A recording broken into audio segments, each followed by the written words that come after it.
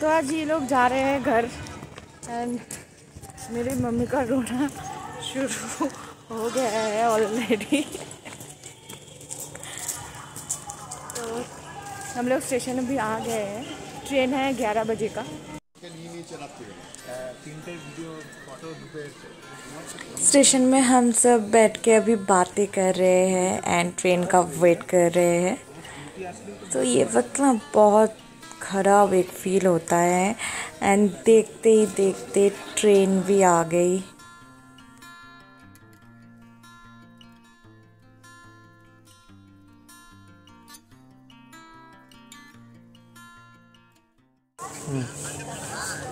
Mummy papa को छोड़ के अभी जा रहे हैं घर।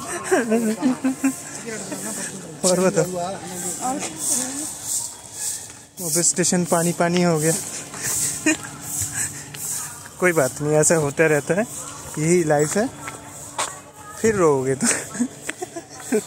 कोई बात नहीं, 2-3 महीने बाद हम भी जाएंगे। ये होप है अपना।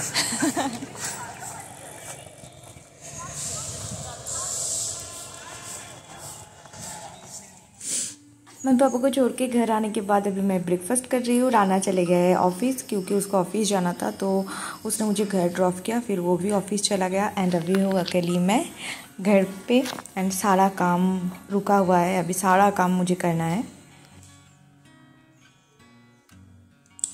कहते हैं ना, सुख में या मेरे लिए तो सुख में या दुख में मेरा सिर्फ एक ही साथी है, वो है ये चाय। किसी को कॉफ़ी पीना पसंद है पर मुझे चाय पीना पसंद है। एंड जब मेरा मन बहुत उदास होता है या खुश, यानी मेरा ये खुशी में दुख में मेरा ये साथी है। तो यस, एंड चाय पी लेती हूँ। बहुत काम है, 1 बजने को है, कुछ काम नहीं हुआ है, एनर्जी बिल्कुल लो है, पर नहीं, I am strong enough to handle my self. Yes, I am strong. So ये खुद को कंसोल कर रही हूँ। ओके, तो ये तो होगा ही लाइफ का। यही है कि अभी जब तक शादी नहीं हुई थी अलग बात है, पर अभी शादी हो गई है एंड मैं इतना घर से दूर हूँ, तो ये तो नॉर्मल सी बात है। ये अब मेरी ज़िंदगी भर मेरा साथ रहेगा, या मिनिमम और 10-12 साल तो रहेगा ही। तो आदत पड़ जाएगी धीरे धीरे, आई थिंक। अभी मैं चाय पीते पीते आपके साथ ही बात कर लूँ, क्योंकि बोलते हैं ना, बात करने से मन हल्का होता है, तो इस वजह से। एक्चुअली शादी से पहले ना मैं घर से कभी भी एक रात की शादी से पहले मैं जहाँ पे जाती थी, अगर मुझे घर आना होता था रात को, मुझे पर्सनली भी ये चाहिए होता था एंड मेरे पापा भी। मैं एंड मेरे भाई अगर बाहर रहे तो मेरे पापा को वो पसंद नहीं आता, यानी वो नहीं रह पाते हम दोनों को देखे बगैर। तो हम लोग कभी हार्डली कभी मौसी के घर चले गए या बुआ के घर चले गए तो एक दिन रहते थे। अगर 2-3 दिन कभी रह पर रहे किसी काम से, तो हमें भी अच्छा नहीं लगता था एंड फिर भी अगर हमें अच्छा लग जाए चलो, पर मेरे पापा को तो बिल्कुल अच्छा नहीं लगता था। तो ये तो है। पर उसके बाद जब मेरी शादी हुई, तो एक्चुअली मैं आपसे एक स्टोरी शेयर करती हूँ। तो शादी के बाद पहले तो मैं तुरंत बाद इधर मैं राना के साथ चली आई हूँ। उधर तो हमारा बहुत जॉइंट फैमिली है, हम लोग बहुत लोग हैं बात करने को। तो अचानक से मैं एंड राना मैक्सिमम टाइम काम के वजह से बाहर रहते हैं, तो बाहर मीन्स जॉब में रहते हैं। तो घर पे मैं इधर अकेली रहती हूँ एंड न्यू शादी के बाद क्या होता है ना कि आपको मायके जाना होता है, क्योंकि आप मायके से दूर हो, एक अननोन प्लेस है, उधर आपको एडजस्ट करना है। एंड मैं तो इतनी दूर हूँ। तो तब मेरा वेडिंग एनिवर्सरी है 2021, 5 मार्च 2021। ओके, तो हमारे रिसेप्शन के 1-2 हफ्ते बाद ही हम लोग इधर चले आए। आई थिंक 15 को हम लोग इधर आए। तो उसके बाद हमारा प्लान था कि मार्च में आया है तो अप्रैल मई में एक बार ही मैं घर चली जाऊंगी। राना को अगर छुट्टी ना भी मिले तो मैं चली जाऊंगी, ये प्लान था। फिर हो गया कोविड 2021 में, तो भयंकर वाला कोविड था तब, तो मैं नहीं घर जा पाई। मैं जो आई थी शादी के बाद मार्च में, फिर मैं गई सितंबर में। तो इतना दिन घर से दूर रहना, अपने फैमिली से दूर रहना, आई एम गेटिंग इमोशनल, कोई बात नहीं, ह्यूमन बीइंग हूँ, हो जाता है, तो बहुत टफ था। पर यस, मैंने खुद को संभाला। एंड मुझे ये था कि शादी के बाद पहले टाइम जब मैं जाऊँगी ना तो राना के साथ ही मुझे जाना है, मैं अकेले नहीं जाऊँगी। बीच में मेरे मम्मी पापा आए थे अगस्त में, फिर वो लोग गए एंड सितंबर में हम लोग गए।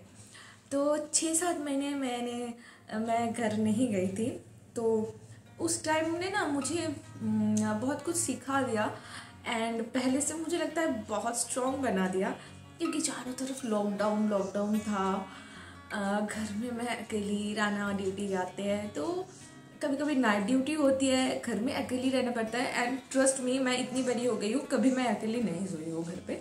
मैं हमेशा मम्मी के कोई साथ सोती हूँ, कोई ना कोई रहता है, मैं अकेली नहीं सोई हूँ।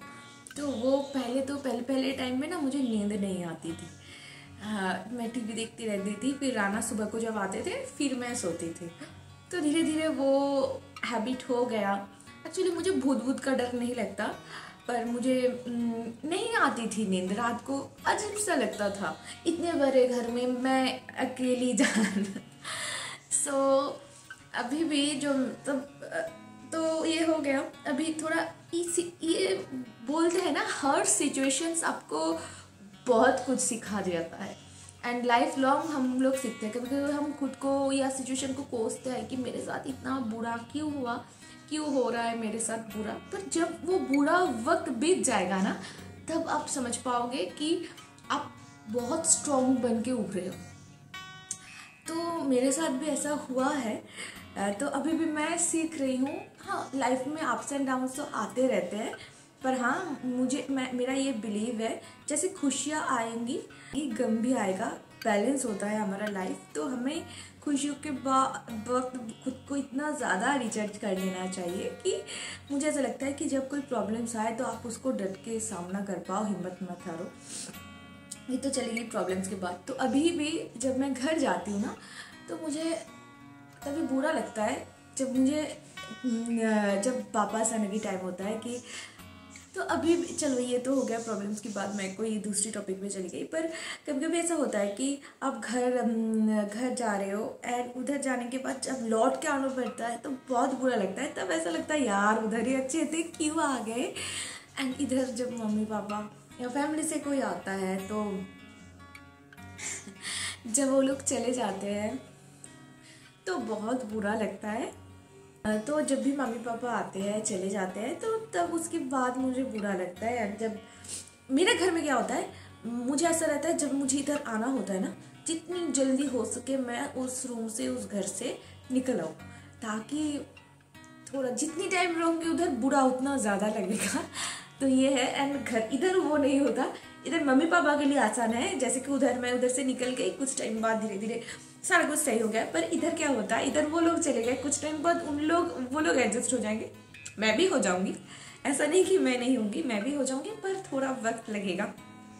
तो ऐसे अप्स एंड डाउन्स आते रहते हैं। अभी थोड़ा वो लोग गए हैं, कुछ टाइम मेरा मूड खराब रहेगा, यानी मैं लो रहूँगी, पर I know my self very well and I trust my self, okay, कि मैं ये कुछ टाइम के लिए रहेगा, फिर मैं खुद को संभाल लूँगी।